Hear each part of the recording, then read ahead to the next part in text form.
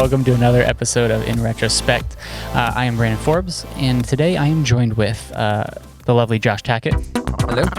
Mr. Adam V. Hill. Hello. And Nathan Groves. Hello. And today we thought it would kind of be interesting to talk through kind of our process and timeline when it comes to, from the moment a call comes in with a client needing a video to delivering the final product for web, broadcast, or kind of whatever that is. We get a variety of ranges on, we need something tomorrow as far as, hey, this is going to be probably a 2-year project. So we thought it would kind of be interesting to kind of hit on some of those topics, talk about some past projects. But Nathan, is usually one of the first contacts in the building, whether it's a phone call or an email receiving. So I figured we could just kind of start with you. Yeah, I think that a lot of times people will come to us and know they need a video, but really don't know how to get to the actual finished product. So, I think we should probably start by just defining a little bit of the process maybe. So, we receive a phone call or an email and somebody needs, something. They know they have a product they want to either market or advertise or a brand video to make or an event coming up. And so basically we just work through it first to identify exactly what they need. We get real intentional about what the questions that we do ask when it comes to defining what that is. And we just get it on a piece of paper, basically. We call a project creative directive, or a PCD in-house, that we've refined over the past 6 months or so. But we bring that to a piece of paper that we can all agree upon. We even actually at that point will start and initially talk through budgets. Budgets may come in, it's a whole different podcast, but budgets may come in where they know exactly what they have to spend, or they may need a range and we can kind of feel it out. So from there, we take that project creative directive here at Retrospec and we bring it to the creative team, and we identify different various team members to be a part of that project based on experience and history with the client, or the types of creative or the types of editing or post-production needs that happens that goes along with that project. So then we have a creative meeting. We make the strategies, we bring ideas back to the client, and once we all agree upon budgets and creative, then we move forward into the production process. So we move into pre-production, which involves locations, scouting, finding talent, finalizing scripts, and bringing all of these elements together that make to get to the shoot. Then we film, which is the production process, cast, crew, team members, locations, we're on set, we're cameras, we have, just various elements to come together to be able to create depending on what the creative is. And then we move to post-production. So post-production, then at that point, we are taking all the footage that came in and bringing them into the machines and editing and applying graphics and applying visual effects.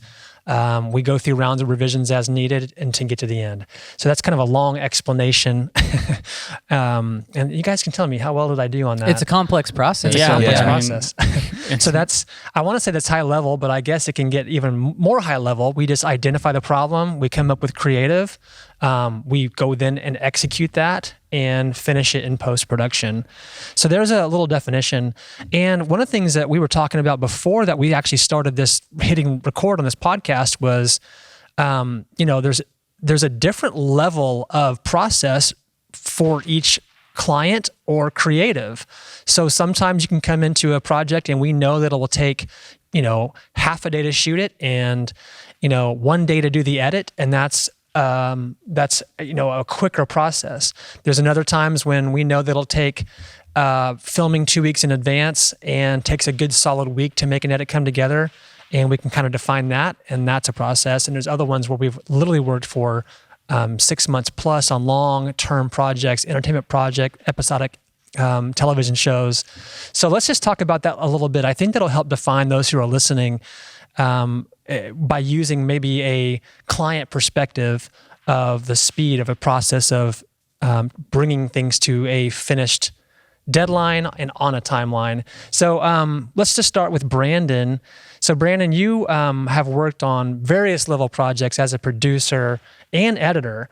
And one project that you have touched a lot on recently is for a client here in Tulsa, Oklahoma, called Han Appliance. And tell us about the speed of that process and that timeline. And again, we're trying to come up with the idea of what is a process and what does a timeline look for specific clients? Yeah. Well, I mean, Retrospec as a company has been doing Han Appliance commercials. I mean, I don't know the exact, timeline, but it's probably been over 10 years. And, the relationship is there with the client. So, sometimes it's not even an email. It's like a phone call or a text from, the client, like, hey, I need some spots coming up for, we've got a Memorial Day sale or whatever, Black Friday event. I want to shoot 6 scripts. Here's a date range. Are you available? And so we'll immediately yep, let's look at the calendar. It's nice. It's local. So, it's about a 5-minute drive from our studio. The talent's local. And it's simple enough to where we can honestly even do like a small 1 or 2 man crew because we've done it so often, and we've got it down kind of to a T at this point. So we'll find a date, and it's usually me at this point, just because I've have the ability to go and shoot, and then I can come right back around and turn around and edit. But we'll go and shoot for 5 or 6 hours, knock out 6 or 7 scripts that we didn't write. They're already we show up, they're already written. We spend about 30 minutes going over them, making tweaks, and then we go down and we knock them out in about 5 or 6 hours. Our talent Gentry, she's just incredible at memorizing, so she makes our jobs way easier. But knock them out, and then there's an expectation that the spots are going to be delivered within no more than a week. And sometimes, there's the request, hey, can you turn this around same day? And we can do that because a lot of them are one takes. She'll get it on the first try, second try. So it's just a matter of, okay, the shoot's done, come back to the studio, put the camera or the card in the computer, ingest everything, get it backed up, throw it in Premiere, put our sound under it that we've used. And, we've got all these processes set in place because we've done everything with this client for so long that we have the ability to basically turn and burn 6 spots that we shoot one day, and the next day, in theory, with sound post and color, they can be ready to air. If we shoot on a Wednesday, they can be ready Friday to air for the weekend. Yeah, so this is an example, I would say, as a very quick turnaround project. I mentioned all the steps before. This one is eliminating several of those on the front side. We don't need to go find a location. We don't need to write a script. We don't have to necessarily come up with brand new creative. And on the post side, also, we are eliminating some steps. We don't need to come up with heavy, extensive visual effects that are working inside of this, or new graphics, a new graphic palette, a new color. All of these have been predetermined and predefined, which makes this process much quicker than another process. So let's jump to Adam real quick and talk about the Oklahoma tourism Oklahoma road trip that you've been working on for several months now, and define that process a little bit for us, as in regards to maybe comparison to what Brandon just said about Han Appliance.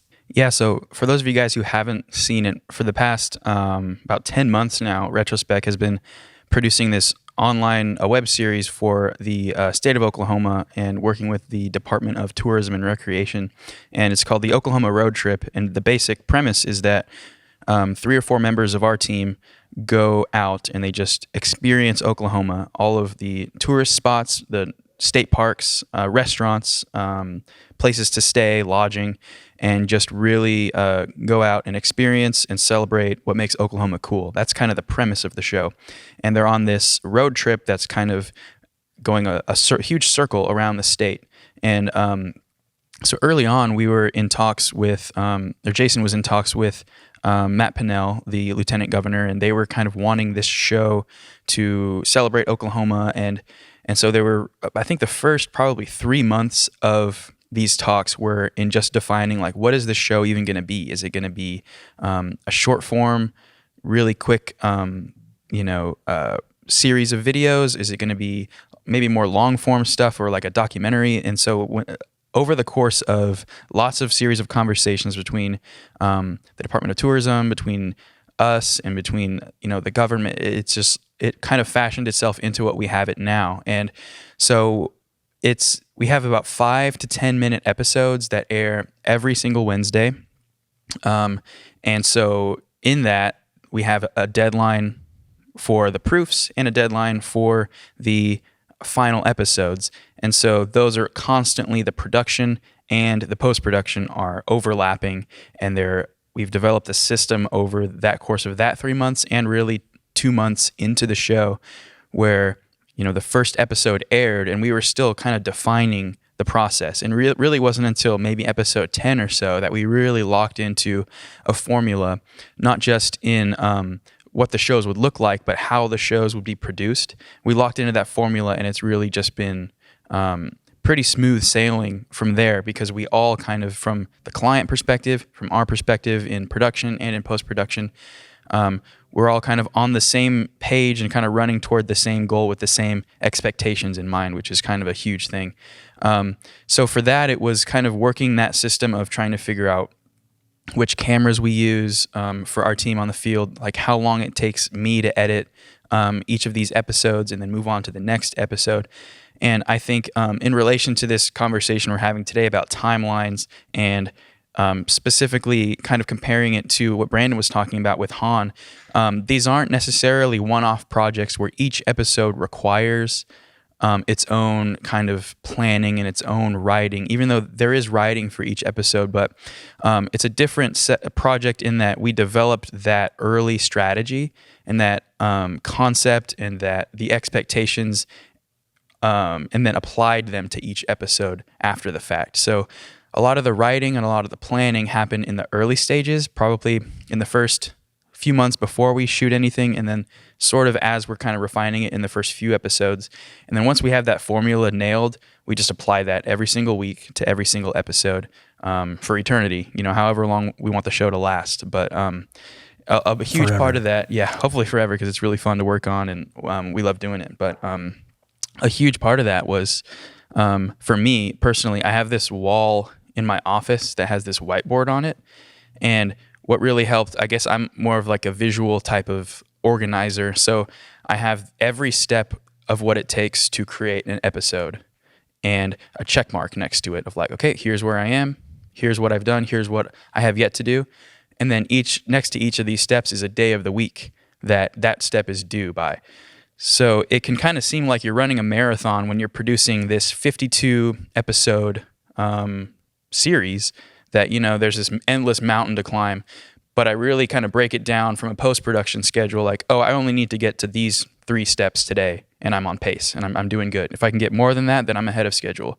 If our team can go out and shoot, 4 episodes in a week, then we're really winning, because we only need to do 1 a week. So a lot of that kind of thinking, when you kind of take this huge endeavor and break it into smaller pieces, you can kind of conquer those pieces, knowing that you have that formula and that the writing and the concepting as your base for going about your day-to-day operations and creating a show like this. Yeah, I think you touched on a really good point, is that, as you're listening to this podcast, you're probably realizing, man, that's a lot of different various elements that you have to do or think about to be able to produce something. But to what you said, Adam, is that if you can look at a project or a process, whether it be by client or like a creative process, if you can break it out and just find those sections that apply to that either client or the video or the pre-production or the post-production, it helps things become more manageable. It's like, look at everything you need and delete the things you don't, and then go in there and execute. I think it's kind of what you said. So Tackett, just Josh Tackett, you've been working on Veggietales. It's actually called Veggietales Remix. It's a show we've been working on for a while now. Tell us a little bit about that process from your perspective. So yeah, basically July 2019, before that, we had gotten a call about an opportunity to work on Veggietales, which was, if you haven't seen it, it's a children's animated show from when I was growing up, and they're rebooting it. They're doing new episodes, but in between, they had this concept to do a series where we replay the old episodes, but we also have someone on camera in between talking to the kids, directly to the kids, and teaching them lessons and kind of stitching together old episodes.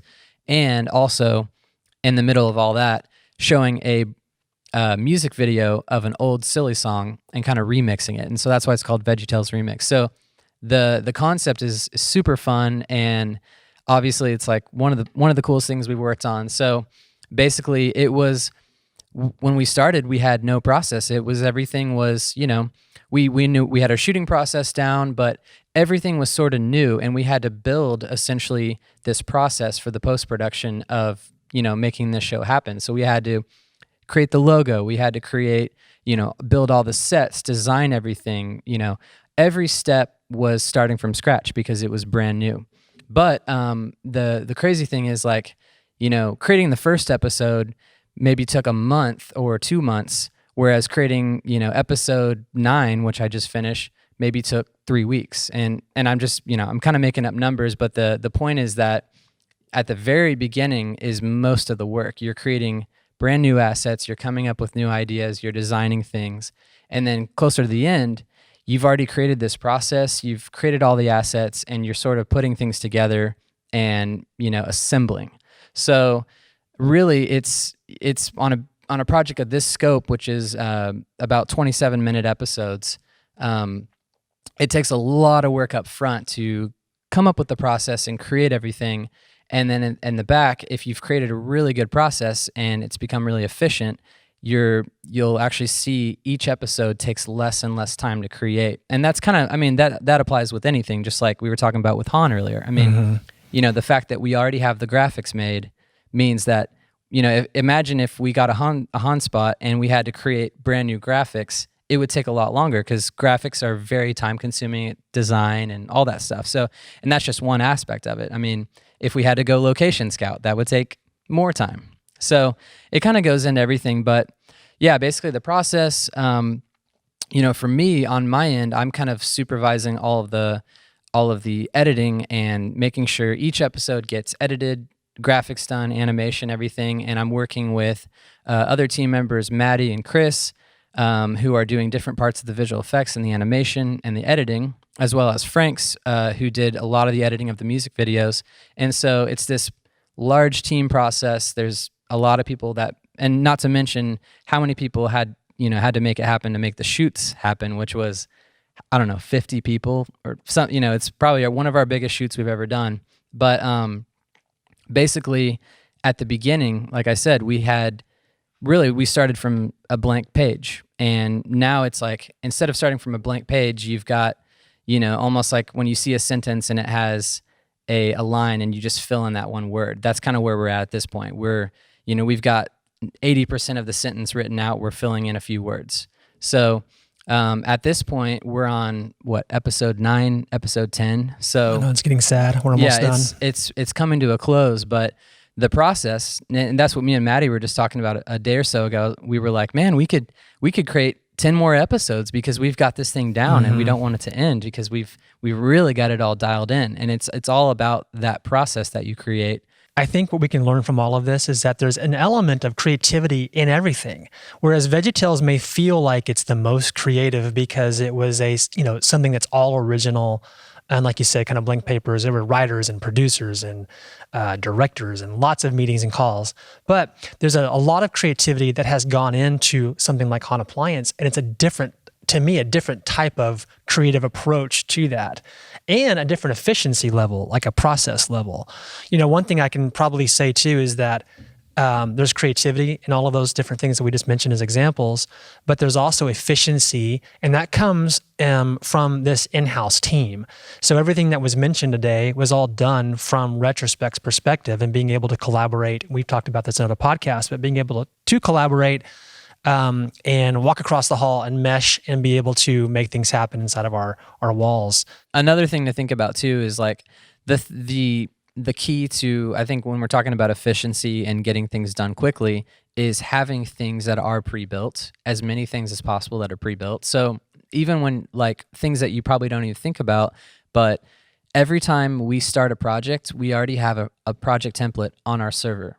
So we don't have to, configure Premiere settings every single time. We don't have to come up with, like, I even have, for doing green screen, which we do a lot of in Veggietales, I have a green screen template that I can drop a shot in and it's 90% keyed already. I don't have to do most of the keying.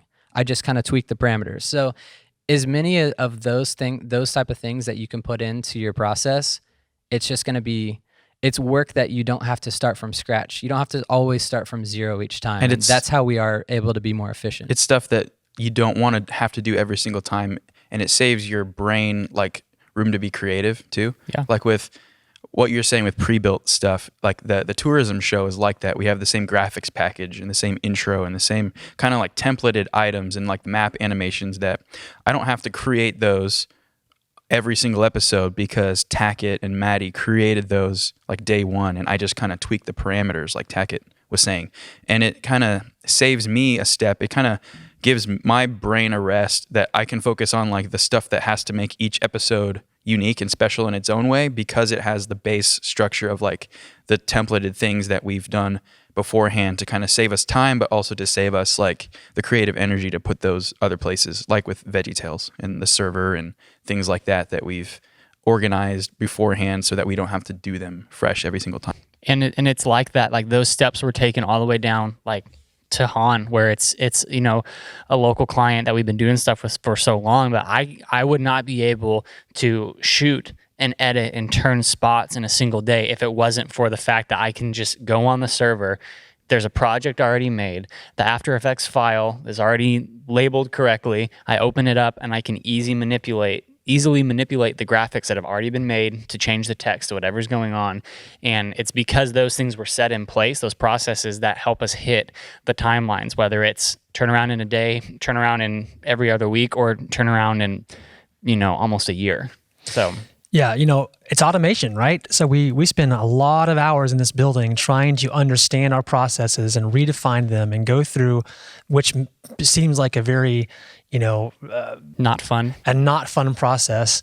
It's not creative per se, but that process is all the way down from receiving a call, putting it into a project management system, which we use as Asana, to coming up with creative briefs that we have, to the steps that we take there that are nearly automated for pre-production, to the production team having a camera room that's defined and labeled and perfect on that level.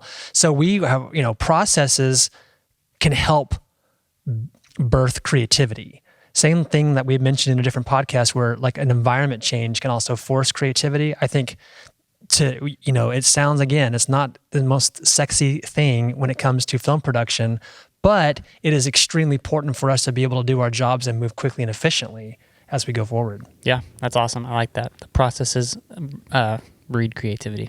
That's nice.